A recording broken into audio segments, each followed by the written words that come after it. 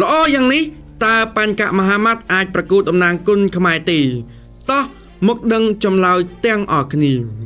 បន្ទាប់ពីកីឡាករបញ្កមហាម៉ាត់បានប្រកួតជាមួយនឹងជើងខ្លាំងគុណខ្មែរនៅក្នុងប្រភេទទម្ងន់52គីឡូក្រាមរួចមកគឺគេយកឈ្នះបាទត្រឹមតែទឹកទី4ស្រាប់តែមានបងប្អូនអ្នកគាំទ្រប្រដាល់គុណខ្មែរបានឆ្ងល់ថាតើបញ្កមហាម៉ាត់អាចប្រកួតតំណាងឲ្យគុណខ្មែរបានដែរឬទេព្រោះថាមហាម៉ាត់គេហាត់នៅក្នុងប្រទេសកម្ពុជាហាត់ជាមួយនឹង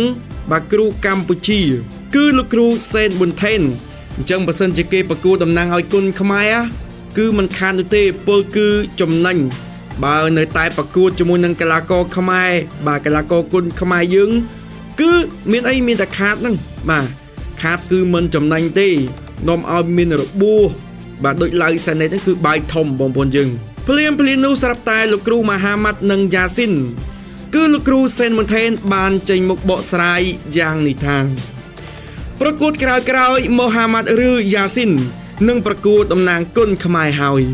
ខ្ញុំបានស្នើសុំទៅបណ្ដាសង្វៀនធំជួយចាប់ដៃគូជាកីឡាករបរទេសប្រកួតជាមួយនឹងមហាម៉ាត់ដើម្បីឲ្យគាត់ប្រកួតតំណាងគុណខ្មែរចំពោះរឿងនេះខាងសង្វៀនឬស្ថានីយ៍បានព្រមព្រៀង 100% ហើយដូច្នេះប្រកួតក្រោយយ៉ាស៊ីននិងមហាម៉ាត់មានឈ្មោះប្រកួតតំណាងឲ្យគុណខ្មែរប៉ុន្តែបើកីឡាករគុណខ្មែរក្នុងប្រភេទទម្ងន់ដូចគ្នាបាទគាត់ចង់ប្រកួតជាមួយនឹងមហាម៉ាត់គឺអាចប្រកួតធម្មតាតែបើប្រកួតជាមួយនឹងបរទេសមានន័យថាគាត់ប្រកួតតំណាងឲ្យគុណខ្មែរលើកទង់ជាតិខ្មែរហើយមូលហេតុដែលលោកគ្រូសេនមូនថេនដាក់ឲ្យកូនសិស្សរបស់លោកប្រកួតតំណាងគុណខ្មែរនោះគឺកីឡាករបរទេសមួយចំនួនតូចមានសមត្ថភាពមិនដល់មហាម៉ាត់និងយ៉ាស៊ីនផងគេអាចប្រកួតតំណាងគុណខ្មែរបាន